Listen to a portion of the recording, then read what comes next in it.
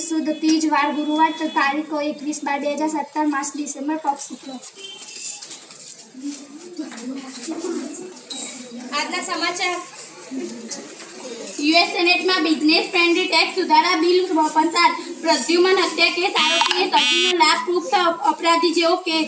મધ્યપ્રદેશના 11 શહેરોની ગટરનું પાણી નર્મદામાં ઠલવાતા એચસીમાં પીઆઈએલ થઈ। પીએમના વતન વડનગર અને અમિત શાહના માણસામાં ભાજપની હાર। ગૃહમંત્રી ચૂંટણી ન જીતે એ પરંપરા પ્રદીપસિંહ જાડેજા તોડી। દિલ્હીમાં લંપટ બાબાના આશ્રમમાં સીબીઆઈને દરોડો પાડવા એચસીના આદેશ।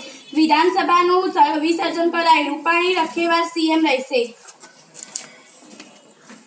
આજનું જાણવા જેવું વિશ્વનું સૌથી મોટું માલવાહક વિમાન એન્ટોનોવ। વિશ્વના સૌથી મોટા વિમાન બોઈંગ વિશે તમે સાંભળ્યું હશે, પરંતુ આ પ્રવાસી વિમાન કરતાંય મોટું વિમાન છે। એન્જિનિયરોની અજાયબી કહેવાય તેવું જંગી એન્ટોનોવ 225 માત્ર માલ સામાનની હેરફેર માટે જ વપરાય છે।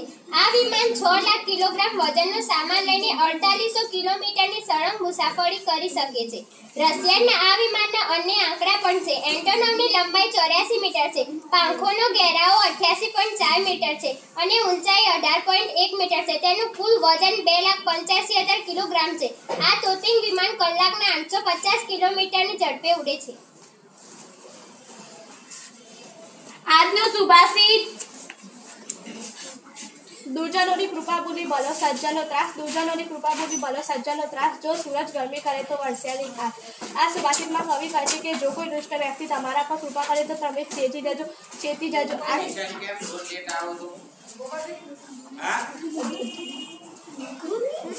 સૂરજ આખો થાય છે તેના લીધે જગતના જીવોનું કલ્યાણ સમાન છે। તેવી જ રીતે સંત જેવી વ્યક્તિ કોઈ વાર આપણે ઠપકો આપે તો તેની પાસે કલ્યાણની ભાવના સમજવી। અસ્તુ જય જય। Please, India is my country. All India is my brother and sisters. I love my country and I am proud of each rich and very heritage. I shall always seek to be worthy of it. I shall respect my parents, teachers and all my elders and treat everyone with courtesy. I pledge my devotion to my country and its people. My happiness lies in their ambition and prosperity. Thanks. આજની speech રજૂ કરશે સુથાર આયુષી ધોરણ 9। આજનો મારો વિષય છે જીવનમાં શિસ્તનું મહત્વ। શિસ્ત એટલે નિયમ અનુસારના વાણી અને વર્તન। શાળાઓમાં, કોલેજોમાં, રેલવે સ્ટેશન, બસ સ્ટેશન, પુસ્તકાલયો, કચેરીઓ, કારખાનામાં વગેરે જગ્યાએ શિસ્ત અનિવાર્ય છે। શિસ્ત વિના શાળા ચાલી શકે નહીં। શિસ્ત વિના લશ્કર ન નભી શકે। બસ સ્ટેશન, રેલવે સ્ટેશન અને સિનેમા ગૃહોમાં શિસ્ત ન હોય તો અવ્યવસ્થા સર્જાય છે। શાળામાં શિક્ષકો અને વિદ્યાર્થીઓમાં શિસ્ત ન હોય તો શાળામાં અવ્યવસ્થા સર્જાય છે। બસ સ્ટેશન અને રેલવે સ્ટેશન વગેરે જગ્યાએ બસ કે ટ્રેક આવતા બધા મુસાફરો લાઇનમાં શાંતિથી ચડવાની જગ્યાએ ધક્કામુક્કી કરે તો અવ્યવસ્થા સર્જાય છે। બાળકો અને વૃદ્ધો બસમાં ચડી શકતા નથી। કોઈ લોકોને ઈજા પણ થાય છે। આપણે શિસ્તનું અનુસરણ કરવું જોઈએ। શાળામાં શિસ્ત આચરવી જોઈએ। લશ્કરના સૈનિકોમાં શિસ્ત ન હોય તો દેશની સલામતી જોખમમાં મુકાઈ જાય છે। પરદેશી આક્રમણ સમયે દેશને યોગ્ય રક્ષણ આપી શકાતું નથી।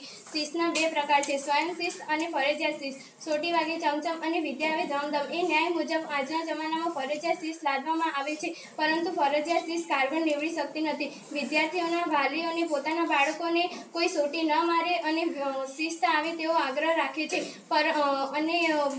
તેથી તો બિચારા શિક્ષકો પણ સોટી મારવાનું ભૂલી ગયા છે। ફરજિયાત શિસ્તમાં ભય હોય છે, તે ચૂકી જાય તો શિક્ષા કે દંડ કરવામાં આવે છે, પરંતુ સ્વયં શિસ્તમાં ભયનું કોઈ સ્થાન હોતું નથી। સ્વયં શિસ્તમાં ભયનું કોઈ પણ સ્થાન હોતું નથી। મારે એક સારા ખેલાડી થવું છે, તેથી હું શિસ્તનું પાલન કરીશ। હું રોજ સવારે વહેલી ઉઠીશ, તે માટે મને કોઈએ જગાડવાની જરૂર રહેશે નહીં। હું કસરત કરીશ અને તે માટે મને કોઈએ દબાણ કરવું પડશે નહીં। હું રમતના નિયમોનું પાલન કરીશ અને રમતા મને ઈજા થાય તો હું દુઃખી થઈશ નહીં। આપણામાં સ્વયં શિસ્તની ભાવના કેળવાયેલી હશે તો આપણે રેલવે સ્ટેશન અને બસ સ્ટેશન પર લાઇનમાં ઊભા રહીશું અને તે માટે આપણને શરમ કે સંકોચ નહીં થાય। આપણે ટ્રાફિકના નિયમોનું પાલન કરીશું અને બીજાની સગવડોનો પણ વિચાર કરતા થઈશું। શિસ્ત ન હોય તો અનેક મુશ્કેલીઓ આવે છે। શાળામાં વિદ્યાર્થીઓની અનિયમિતતા, ઘોંઘાટ, મારામારી, હડતાલ વગેરે ગેરશિસ્તના જ પરિણામ છે।